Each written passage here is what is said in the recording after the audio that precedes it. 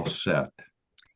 This is Karen with newclevelandradio.net, and it is time for What in the World with Paul Seaburn and his sidekick, University of Michigan, John DiNallo. Yeah, go blue. Hey, how's everybody doing today? Looks wonderful. We are in Cleveland, Ohio, coming to you live. So coming to some of you live. The rest of you are coming to you in the future.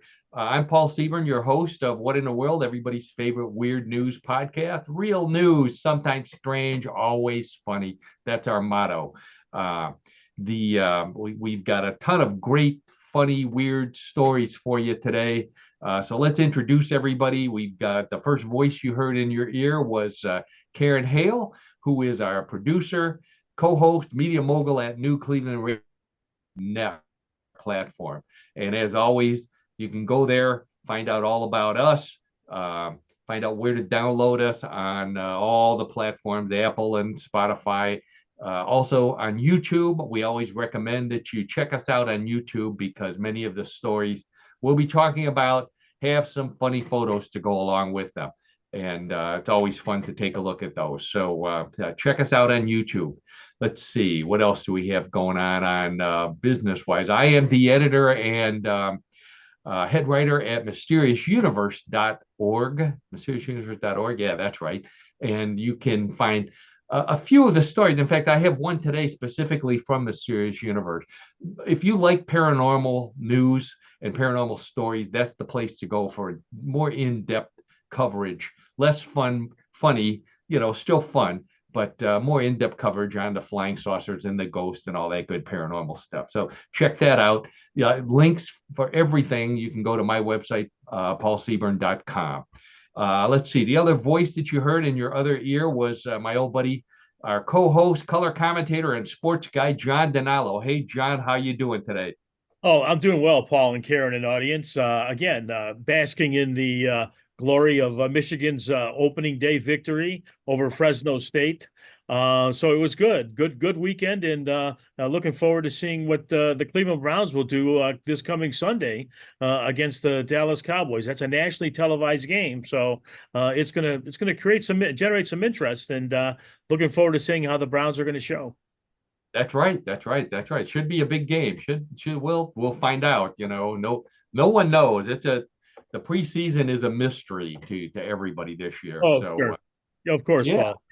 Sure. Well, that's good. We've got we try to cover some local news other than sport. I don't think I have any local news this week, but we've got some really, really unusual story, mostly food oriented this week. What do we got here? Pizza monsters in West Virginia. Whenever we talk about West Virginia, we always hear from our good buddy, friend of the show, Brian, down in West Virginia. So Brian, you'll love this story. It's a place that you might want to visit in your travels down there in West Virginia. And I mentioned Brian, I like to do shout outs to a lot of our listeners. Miriam, I've been getting some messages from Miriam about some of the stories that we'll be talking about. And when I say I'm getting them, that's because I put some of the stories I test on Facebook. So I'll put a little link to the story and maybe a joke or two. So to see if anybody likes them or not. And Miriam had a bunch of comments this week. So thank you, Miriam, for all that. Brian does too. He every once in a while he pipes in. Strange state fair advice. It's a state fair season. I think the Cuyahoga County Fair starts soon. I think the Ohio State Fair has already started. Right. So I've got State Fair, strange news from Michigan and Washington State. So if you're a big State Fair fan, stay tuned for that. The worst canned foods from around the world. Oh, wait till you see this stuff.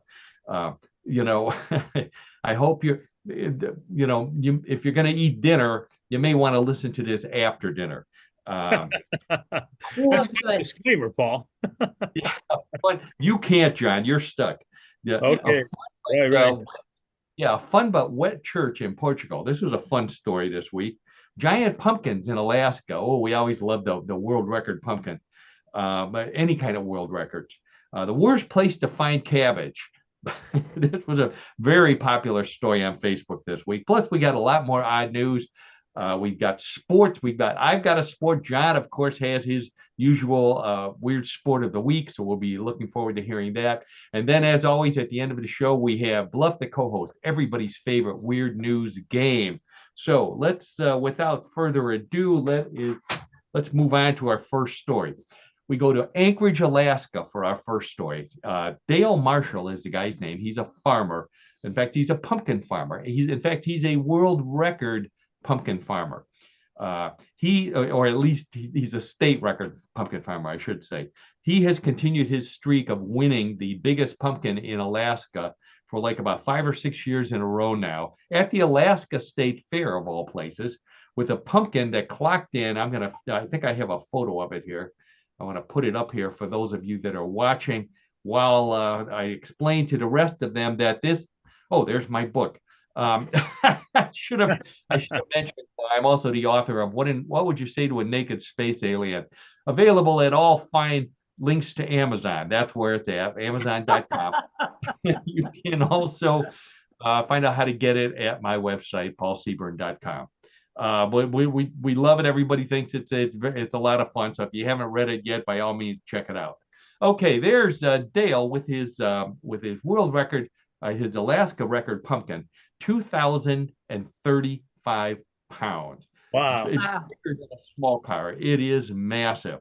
That 2,000 over 2,000 pounds. That means it's a ton of pumpkin,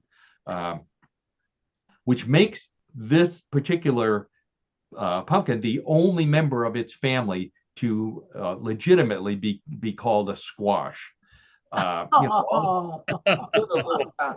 Those other little gourds and things shouldn't be called squash. 2,000 pounds of pumpkin, definitely a squash. It's so big, the Great Pumpkin from the Peanuts cartoons resigned. So, it's going to take, how about that?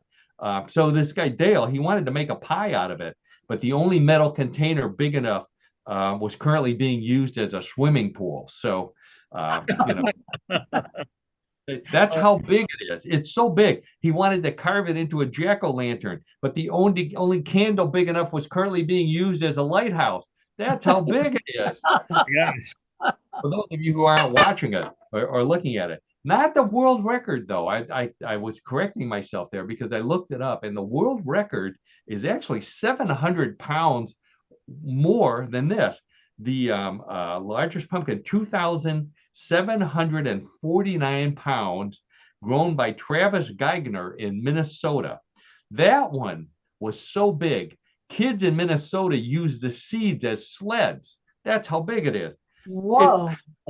It's so big. It's so big. It got a love letter from a nearsighted sumo wrestler. That's how big it is. All right. Enough of those bad jokes. Let's move. So that's all I have on the pumpkin. If you're going to state fairs, that's always a big, big in many ways things to see at the state fairs are the world record vegetables and animals. We'll be talking about some animals in a second here. So we move on to Toronto. So the Toronto Zoo this week issued an apology after the zoo had to shut down while employees chased and captured an escaped orangutan. Yeah, I think I have a picture of it here. Let's see. Oh yeah, there he is. That beautiful animal there. Escaped orangutan. Yeah, but they can't explain how it got out. Not only out of its containment area, but out of the zoo itself. So rumor has it that the coach of the Toronto Maple Leafs saw the orangutan and he looked at those arms and said, "That's our new goalie."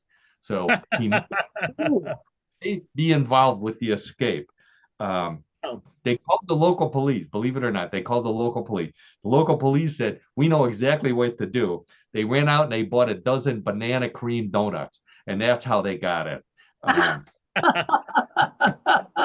a story. I love those bananas.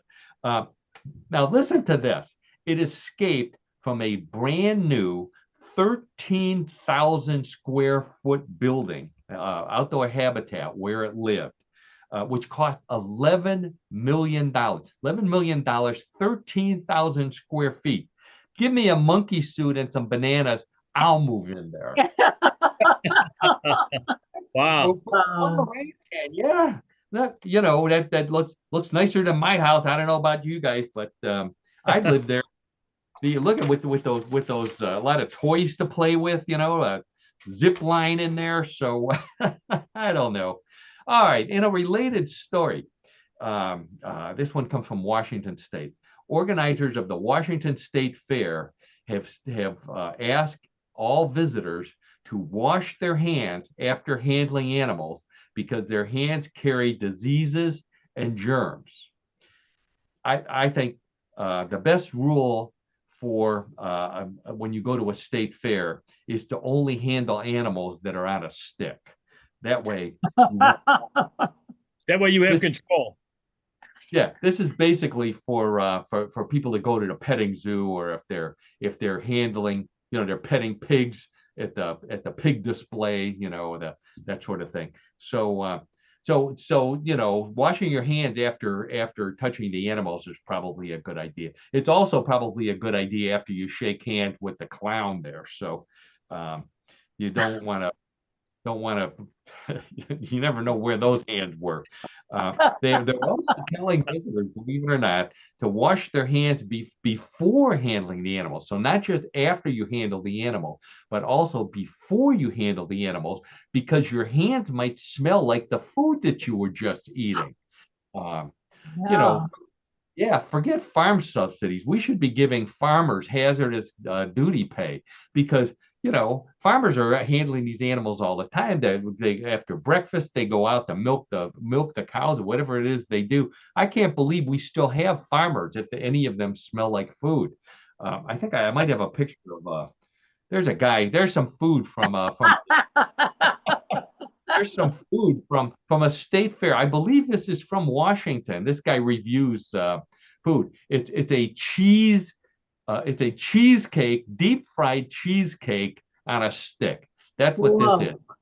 Estimated at 10,000 calories, which is like, 5 or 6 meals for a normal person, I believe. Yeah. Sure. Wow. So, but there's also a photo from Texas, the Texas State Fair, which I think is going on in Dallas. They everything's bigger in Texas. So even bigger than this is a turkey leg from the Texas State Fair. Oh my gosh. I don't know where this lady found this turkey leg, but it's the size of 2 or 3 people. I'm not sure.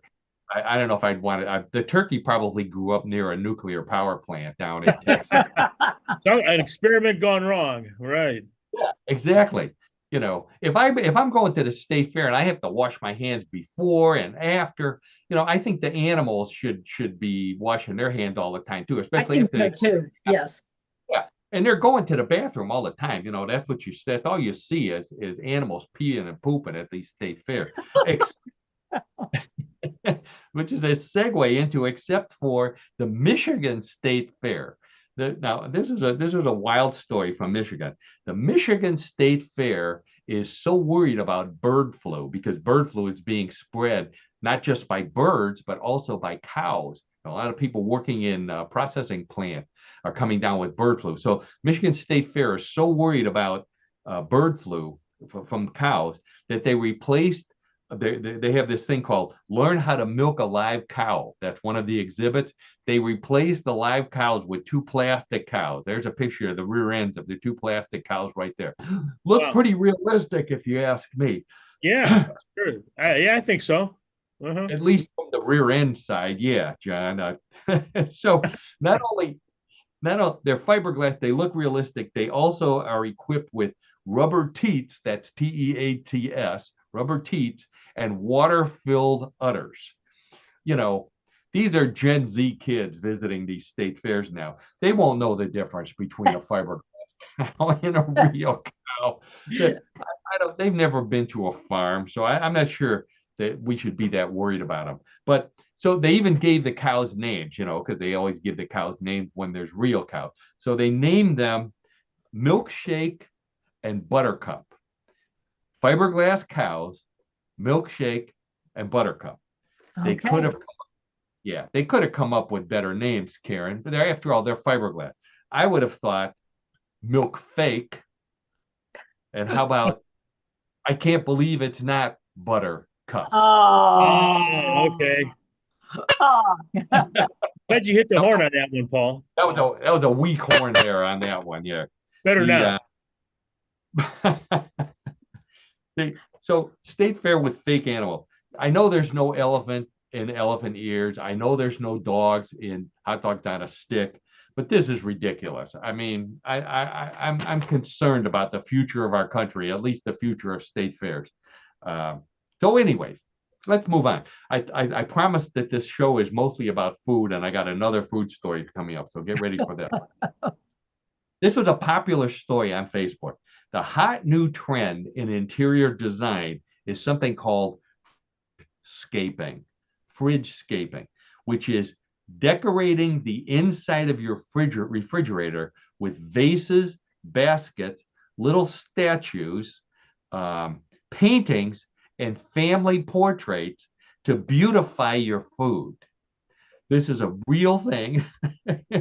I'm thinking, if you're worried about beautifying the inside of your refrigerator, you're not hungry enough to have the door open in the first place. I'm sorry. That's some good logic there, Paul. That's some good logic you got going there. And do you go into your refrigerator to get for entertainment, or do you go for food? I go for food. I mean, I'm looking for something to eat, obviously, right? Yeah. I mean, yeah. And of course, the question is, if you do this, which looks worse, leftovers or your relatives? Oh, yeah. I mean, I've had leftovers that have been in the refrigerator for a long time. So I don't know. I don't know. But I'm going to point out for those of you who are not looking at the picture right now, not only do they have vases in the refrigerator, but they have vegetables in the vases. They have celery in one, flowers in one, and Karen, check it out, carrots in a big giant vase. Carrots in a vase. Celery too. Celery in a vase. This is a bit extreme, if you ask me. Yeah, it reminded me though, John. I think we saw carrots in a vase open for Strawberry Alarm Clock back in the day. I remember the Strawberry Alarm Clock concert very well. So I think you're right about that. They did a few songs. Juice Me Baby, I think was one of them. Anyway, some decorators, this is not just one decorator, by the way. There's a whole group of decorators specializing in fridge-scaping. Some of them are stringing lights inside the refrigerator. Not just your refrigerator light, but they're adding more light, which to me, that's a pain in the neck, because it's bad enough the refrigerator light, number one, you can't find it any place when it burns out. Number two, they're like $5. They're not a normal light. They're always way overpriced. They're hard to put in. And God forbid you have to call somebody out to replace your refrigerator light bulb. That's a $100 trip, right? Plus the refrigerator guy laughs at you. You can't change. Yeah, I mean, guy with his butt crack hanging out is laughing at you for able to change your bulb. I don't know. I'll tell you what, so you know what this is for. Here's what I think. For anybody out there who knits, what I think you should do is take up knitting little holders for containers in the refrigerator. Like the ones like that. All my aunts used to knit those little holders that you put the toilet paper in. Yes. You go to your grandma's house or your older aunt's house, and there's always the guest bathroom has toilet paper in a knit thing that looks nicer than your sweater that you have on. I think women should start knitting koozies for all the containers in refrigerators and sell them. I think it'd be a good business. Beer cans, cans of beans, leftover cans of beans. I'm, I don't know. I'm throwing that out there for any ladies out there looking for a side gig, or guys who knit as well. Uh, and if you do it, please send me one, because I want to send it to John just so I can see him use it at the next football game you host. Well, I don't know about that, Paul. I don't know if that would happen, but well, we'll have to see. We'll see. We'll see. All right. If I can find one, we'll do that. Okay. All So right. I promised a story from Mysterious Universe. This was one of my fun stories from there. Milano's Pizza Parlor, which is in Morgantown, West Virginia. I'm not sure where that's at. I'm sure our friend Brian knows it. Uh, it has proven that cryptozoology, which is the study of monsters, uh, is permeating the world today. The interest in monsters is just growing exponentially. So this pizza parlor in Morgantown contacted a local artist. Her name is Liv Pavlovic, and Liz, is known for her drawings of cryptid from West Virginia, like Bigfoot. Bigfoot is one we talked about. Mothman is one. So they brought her in, and she painted this really beautiful mural here in the pizza parlor of Bigfoot, Mothman, the Flatwoods Monster, and the Grafton Monster sitting at a table sharing a pizza, which, well, it looks like Bigfoot's eating a meatball sandwich here, but everybody else is eating pizza, which is kind of nice. If monsters can get together and share a pizza, why can't we? But that's not the point. The point is, you're looking at these three monsters. Now, all of them are ugly. I'm sorry. In real life, Bigfoot's not the cutest monster in the world. The Flatbush monster, you can see from this photo, is a strange alien-looking thing with a pointed head and glow-in-the-dark eyes. Mothman, everybody's scared of Mothman. But my favorite, though, is the Grafton monster sitting in the corner over there. And I realize why he's not eating, because he has no head. No one noticed he has no head. The Grafton monster was seen in Grafton, West Virginia, in the 60s, and it was in Taylor County in 1964. It's estimated to be 7 to 9 feet tall, with no head.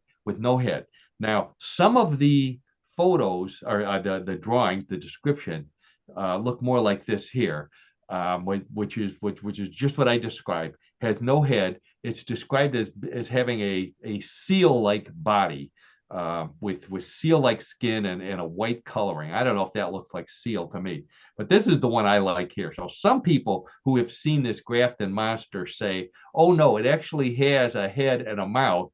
It's lower. It's in its stomach." So this particular drawing here, it's kind of in between its arms, its shoulders. It's not low enough to be in its stomach, which to me would be a dangerous place to be, because you're just you're in a hurry getting dressed. Your face is in your stomach. You put your belt on. You tighten it too tight. You could asphyxiate yourself. So the the guy who saw it, his name is and if it is down there, that makes you a real navel gazer. I know. The Graft. So the guy who saw it said that the Grafton monster had a bellow, a yell that could be heard for miles. Well, of course, he's probably got indigestion. His mouth is right by his stomach, so the sound coming directly out immediately. So that's the sound that everybody's hearing. And if you've got your face and your mouth and your ears where your stomach is, you're probably not married, which I don't think this one is. Although, and if you do see it and you're looking for an extra on your baseball team, because he's 7 feet tall, he's probably a good hitter. Although he'd be a terrible catcher with it, because the chest protector would be over his face. Right. Yes. So the guy says the guy was disappointed because nobody believed him. They didn't even have a festival. I don't think they have a Grafton Monster Festival. So he contacted the local paranormal group, And one of the guys who was a Mothman expert, he tried to help him out. So he said the Grafton monster could possibly be an alien visitor from another planet or an interdimensional traveler rather than just one of your local monsters. So I don't know. I like the idea of the painting of all the monsters. I thought that was kind of cute. That is, it We is unique, I think, Paul and Karen. yeah. Yeah. Could you, John? You're a pizza fan. Could you eat a pizza while four monsters were looking down at you? Even I'm going to say yes. yeah. I Well, will not be denied. Yes, I would say that. you probably start a conversation with Bigfoot there. So Oh yeah, I would have to. He's a subject of so many things I think about. I mean, with the Bigfoot. So yeah. that's right. That's right. Okay, another food story. This one is from Hungary. The hot new food treat in Hungary this summer is, get ready for this, cabbage stew ice cream.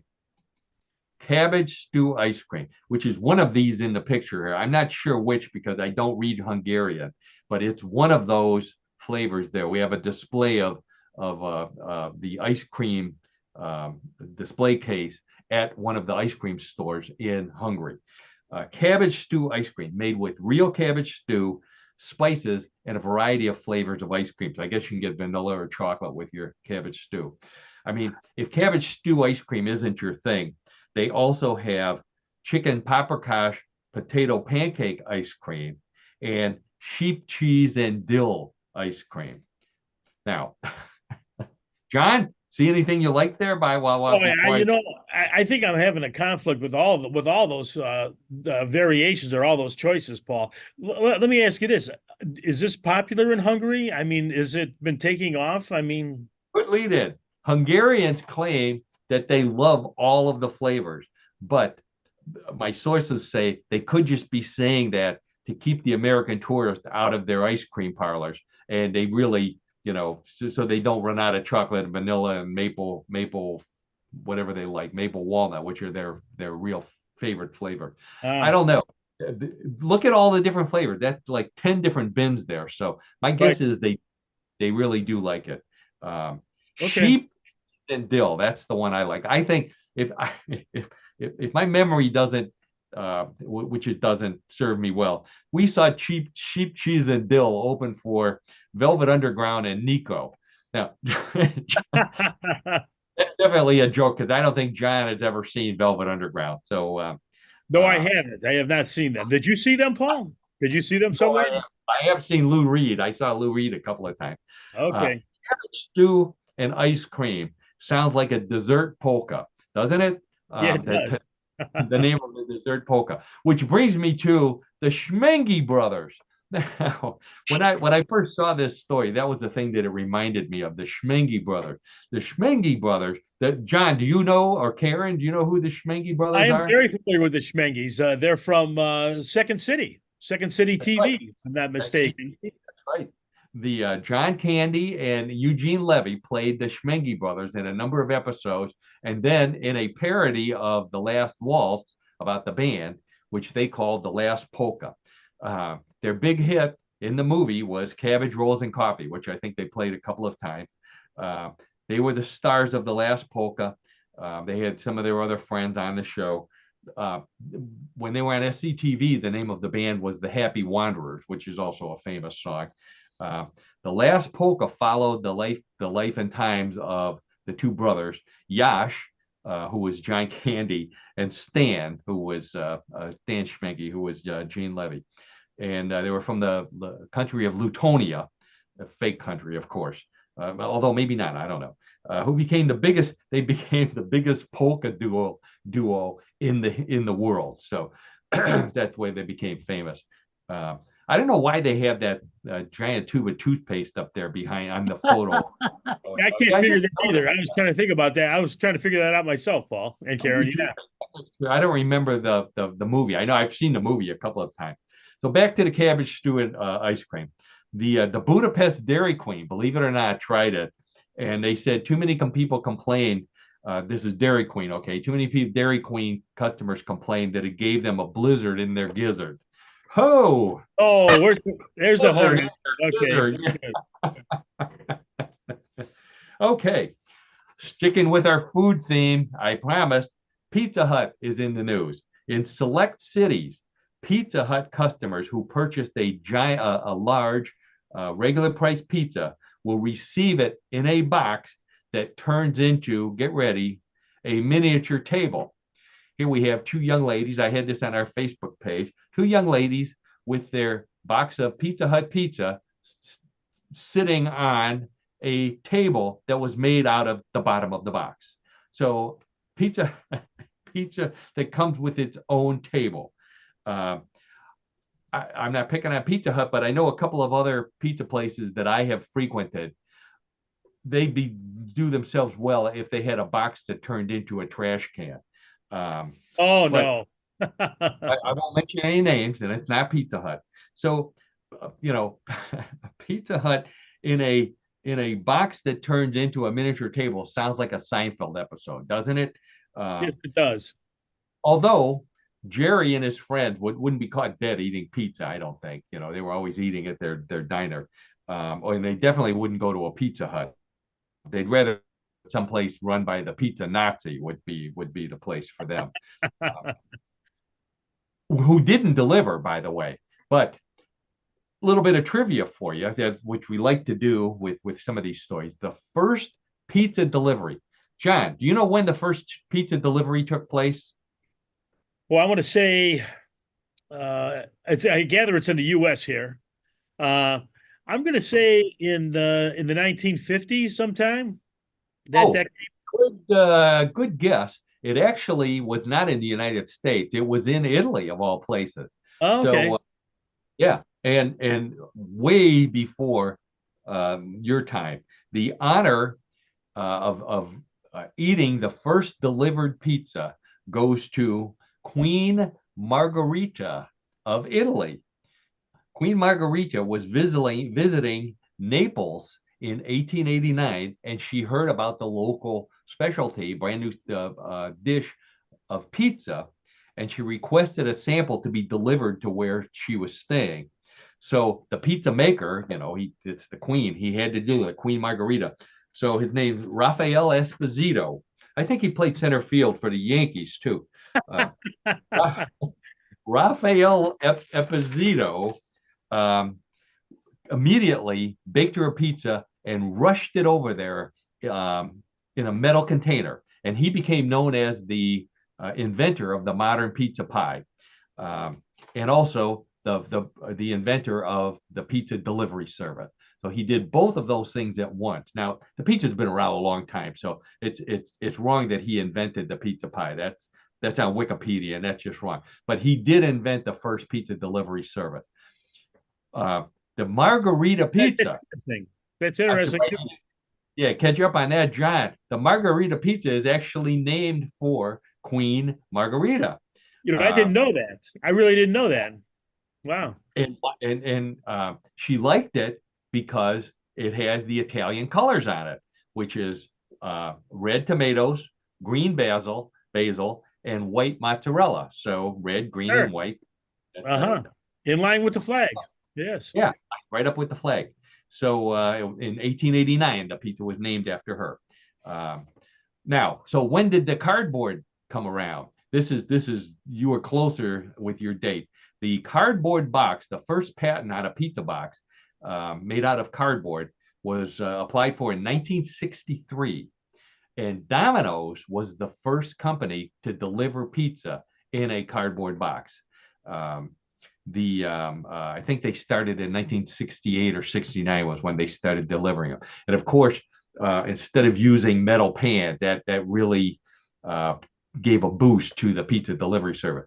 I want to point out, this is we take the pizza box for granted. This is a genius invention, because think about it. It folds into a really solid box without any adhesives whatsoever. Yeah. They get the boxes stacked. You've seen them in the back of the pizza, your local pizza party. They're stacked flat, and then some poor kid who had to learn how to do it, puts them together in like no time, and you blink your eye and it's already done. He's already got the box made. It just amazes me. It amazes me. Of course, I get amazed by it for far more simpler things than this. Okay, let's go to Portugal.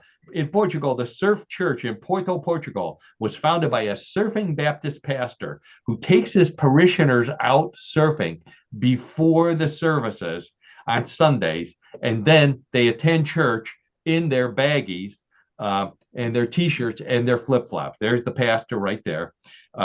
If the choir needs surfing music to play during the church, I came up with some surfing songs for them. I took some Beach Boys songs and I modified them slightly. So to play at the surfing church, I recommend God Vibrations.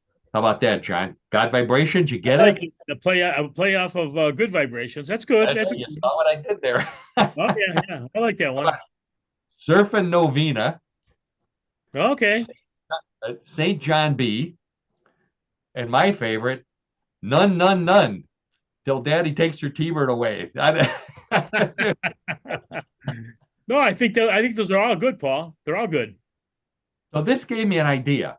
Churches are complaining that nobody's coming to church anymore. They should adopt sports themes like this church did in Portugal. Here's what I think. I think churches should start changing their name just slightly to match a particular sport. So tell me what sport this one is. Our Lady of Good Pitching. Baseball. Oh, there you go.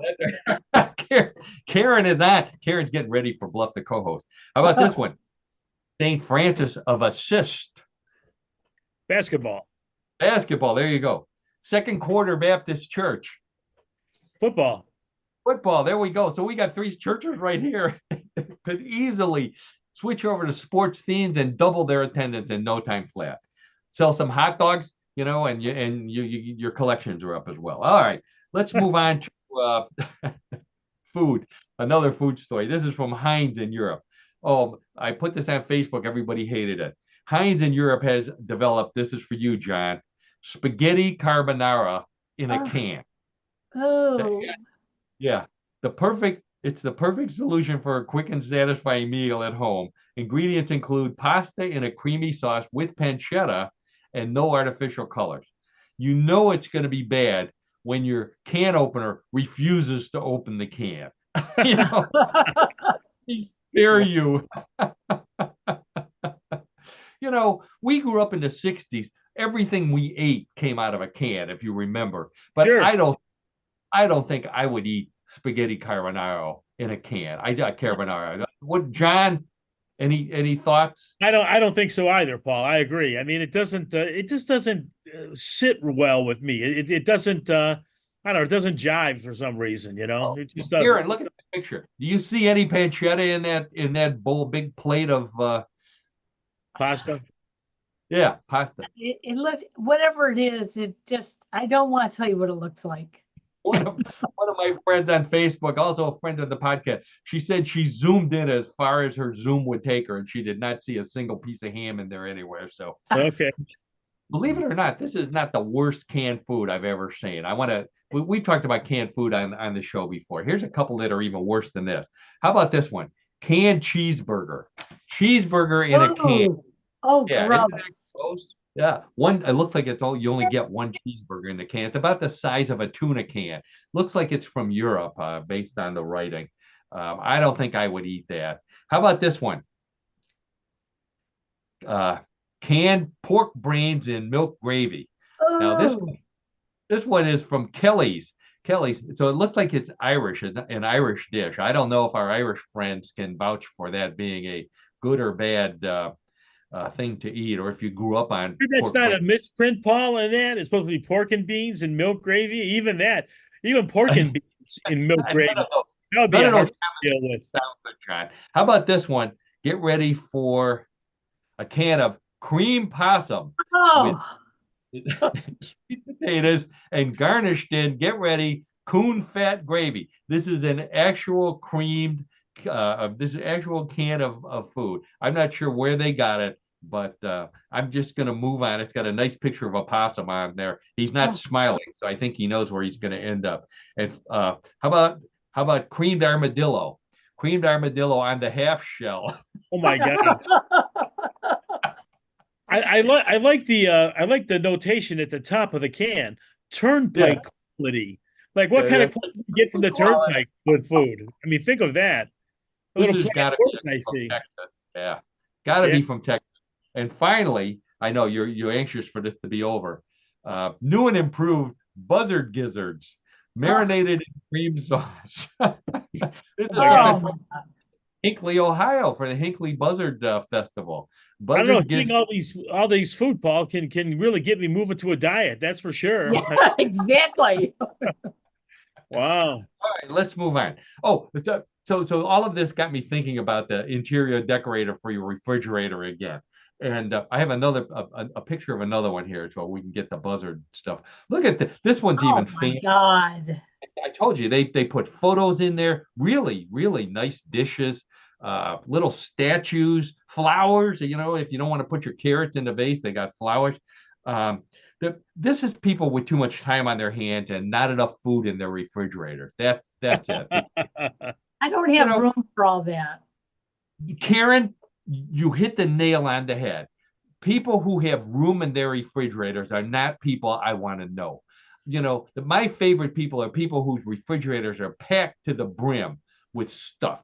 That's what refrigerators are for. Edible food. Yeah. If Absolutely. you're too selective, you're probably vegan, and that's why you got room in your refrigerator. I go with people with clear containers so I can see what they ate, what their leftovers are over the past couple of days. I think that's how you get to really know the people you're visiting, especially if one of those containers has armadillo brains in it. That's going to bring it back. All right. Two of our favorite jocks were in the news yesterday, as a matter of fact. Yesterday was Labor Day. Two of our favorite jocks, one of them is Joey Chestnut. John has talked about him. I've talked about him. He is the world champion hot dog eater. He's actually he owns a number of world records, John, I think, for eating contests. Yes, he does. Well, he couldn't compete in the 4th of July Nathan's contest at Coney Island because he was sponsoring a vegan, speaking of vegan, a vegan hot dog. So they wouldn't let him compete. So instead, on Labor Day, he organized a special contest with his arch rival, his hated rival, Takeru Kobayashi, who used to be the world record hot dog eating holder until Joey Chestnut showed up. So they had the sponsored by Netflix. The Netflix, I love the name, Unfinished Beef hot dog eating contest was held on Labor Day. And John, you want to guess who won? Yes, I understand it was Joey Chestnut. Yes. You better believe it. Joey Chestnut, 83 hot dogs in 10 minutes. Kobayashi is obviously out of shape. He only ate 67. Now, yeah, not only did Joey win, but he broke his own record, which was he's 7 more. So his record was 76. So he broke his own record by 7 and took home a prize of $100,000 for this one contest. The Kobayashi only ate 67. So so it got me wondering who would eat the most cans of spaghetti carbonara in a can. That's unknown, I think, Paul. I would guess Joey. I would go with Joey. On the other hand, between the two of them, between Kobayashi and Chestnut, between the two of them. How about brains in a can? Brains in a can, I'd go with Kobayashi because Kobayashi's he's Asian in ethnic background, and they're different kind of. I've eaten in Asian restaurants. We're eating raw fish, we're eating scorpions and all kind of stuff like that. So I think he might go for the brains myself. I think he might win there. Although for $100,000, I'd try it. And on that note, that's our sports good sports story to segue into our sports segment with our buddy John DiNallo. I think that's what it is. So there we go. Yeah. Here's our logo. What in the world of sports with John DiNallo? Uh, John and I go back a long way. We've been friends since college. We're fraternity brothers. I always say John knows more about sports than anybody I know. He knows all kind of sports trivia as well as general trivia. That's why I ask him all those hard questions. So every week I say, John, the theme of the show is real news, sometimes strange, always funny. Can you find us a real sport that's sometimes strange and always funny? And regular listeners know every week John comes up with a great sport, sometimes usually strange, always funny, sometimes dangerous. I don't know if this week's sport is dangerous or not. We'll find out. So, John, I think I've got your photos lined up. Why don't you tell us what your sport is for this week? Sounds good, Paul and Karen, and thanks for the introduction. So, our sport this week, listen carefully, is more fun than its name, which isn't hard to understand because the name of the sport is crud.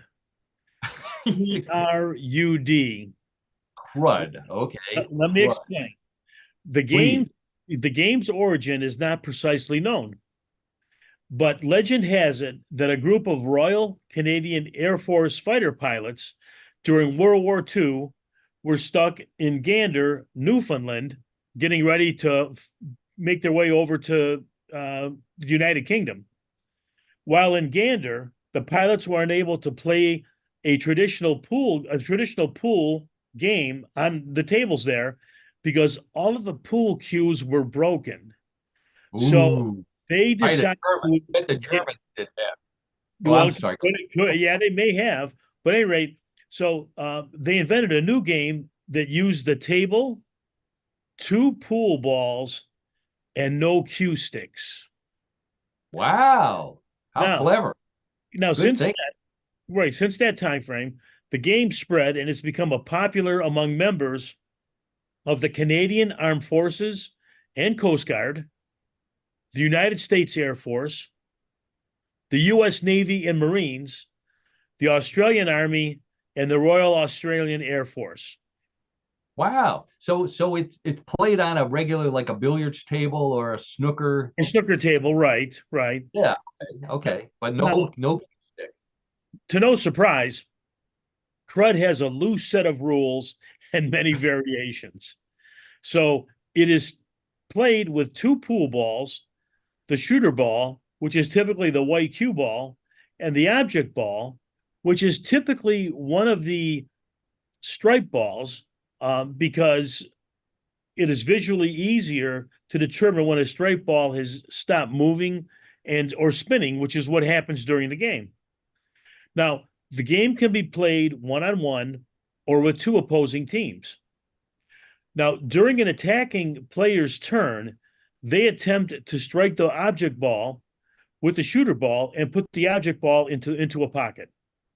Shots must be taken from the short end of the table. If not, there's a penalty that's assessed.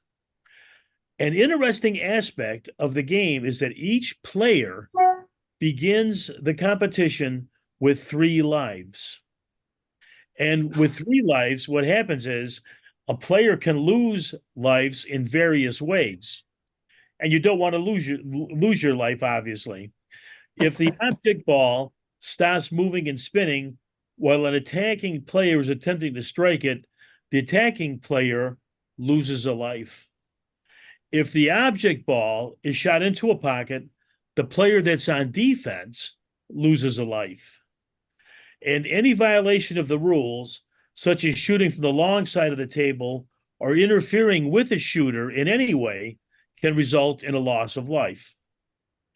Now, there's an actual referee who oversees the games, and he is called the Crud Master.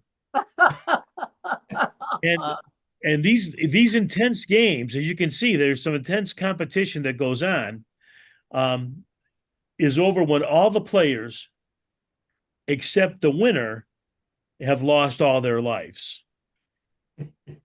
Now, normally opposing players are not allowed to physically block the shooter or object balls or touch or tackle opposing players, which is not what we're seeing here with these two ladies. However, these ladies are playing under what is called combat rules. And during combat rules, more contact is tolerated by the crud master. Now, Oh, the, wow. the best part of crud is that it's okay to say crud when you make a bad shot. However, since it's normally played on military bases by military personnel, that's probably the last thing you'll hear them say. Oh, no kidding. I I thought if you You'll ever hear hear, something different than crud, I'm sure. yeah, yeah. Well, of course, it is a four-letter word, but I'm sure the Yeah, military. it's not not what you normally think of, though, Paul That's and right. audience, right? I can't believe that we were looking at some photos here while John was describing crud. You're our crud master, John. So John, but the photo, there were an awful lot of women playing this sport rather Yes. than the male Yeah. service. Uh, and in fact, this tournament right here is the second annual female tournament, an ad for it. So I guess it's a pretty popular thing. Um, It yeah, is, and it's not necessarily confined to military personnel. Uh, Civilians, play this game as well. It just happened to be that it started again on a military base, and then that tradition just kind of got passed on.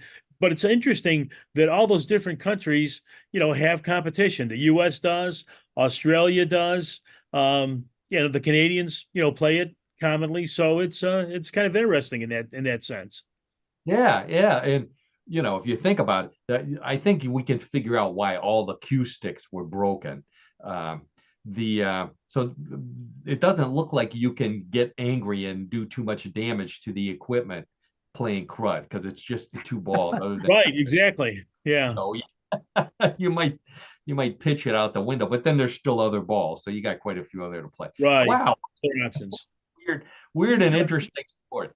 Best part of it was the crud master. I'm going to be using that one. Well, there's always somebody in charge, right? There's always somebody that's interpreting the rules and overseeing the action. And There that's you the go. Yeah, yeah. Well, as I mentioned, John and I were in a fraternity together a long time ago. I don't know. We had a pledge master. Did we have a crud master in the fraternity? Paul, no, I don't recall that. Maybe you can shed some light on that for us. No, we did. As always, we were challenged by another fraternity way back when to a game of crud. I remember them talking about crud, and we didn't have a crud master. Or somebody assigned John and I. They always picked on the two of us to go, go see what these guys want. And so we went to visit the other fraternity, and it was a trick. They didn't want us to play crud. What they wanted to do, they sneezed all over us and they gave us the crud. So here's I came down with the crud. I'm in bed over here. I got medicine all over the place. Here's John. Boy, he's suffering. We were all crudded out. We were not crud masters then. The crud mastered us. Let's put it Well, that way. that crud is all over the place, and it really put us out of commission there, unfortunately. There was not enough beer to cure that crud then on that day. Right. All right. Great story, John. Great sport. The crud. Thank you so much for that. You're welcome, Paul and Karen. All right. Well, that's the end of What in the World of Sports, which all of our regular listeners know means that it's time for Bluff the Co-host, everybody's favorite weird news game. We've got big fans of Bluff the Co-host. I get notes all the time. We wait till you get through all those silly stories of yours so we can play Bluff the Co-host. Easy game to play. I have 3 stories like the silly ones I've been saying. One big difference, though, the ones we've been talking about all afternoon are real, as far as real as the internet can be. The 3 stories in Bluff the Co-host may be real, may be a bluff. It's up to Karen, John, and those of you playing at home to decide real or bluff. Wagering is allowed, so place your bets. John and Karen, put your hands on the buzzers, and let's get right to story number 1. Anyone who has owned a goldfish knows there comes that dreadful day when you find Goldie floating upside down in the water. This usually means a trip to the Komodo Cemetery. But marine biologists say there is one circumstance where a goldfish can actually be jolted back to life if it suffered a heart attack. The trick is to place a AAA battery into the water as soon as you notice the problem. If the goldfish really did suffer a heart attack within 5 minutes of you seeing it, the battery will send a weak electric signal through the water, jolt Goldie's heart, and bring him back to life. The electricity is too weak to harm humans, so you can then reach in and retrieve the battery safely. They recommend then changing Goldie's diet and giving him more exercise because the next time you may be too late.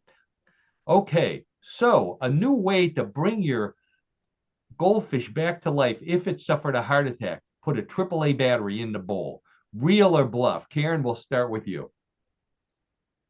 Well, I wonder who thought of this. Yeah, it sounds real, but I'm going to say it's a bluff. Oh, okay. Trying to cover both bases there. It sounds real, but Karen says it's a bluff. John, how about you? Well, I agree with Karen on this. I think it's a bluff. I don't see how a battery is going to bring a goldfish back to life. Okay, all right. Even with little teeny tiny jumper cables? Even with little teeny tiny jumper cables, Paul. I don't think they can. Okay. John and Karen both say that you can't, it's a bluff. You can't bring a goldfish back to life with a AAA battery. The judges say they agree you can't do it. It's a bluff. That's good. Hi, Karen. Good. Thank goodness. All right. So that means the score is tied 1-1. Ooh, right off the bat, a big high scoring game here. Let's get right to story number 2. A museum in France has a lot of naked statues and nude paintings. So it decided to devote one evening a month to nude visitors who would like to tour the museum the way nature intended. This special night is for nudists only and includes an exhibit on the history of nudism in Europe, which will include paintings from naturist communities in France, Switzerland, and other continents. Everyone except the guards must be without clothes, but all of the nude visitors must wear shoes because the museum has wooden floors and they don't want their guests to get splinters in their tootsies. There's no discount for anyone who looks like Michelangelo's David, but ladies resembling Rubens models will get a free corned beef sandwich in the cafeteria. Okay, other than the free corned beef sandwich, what do you say? Real or the nudist night at the museum? Real or bluff? John, we'll go with you. No, I could think someone would come up with this idea, but I don't think they actually put it into practice.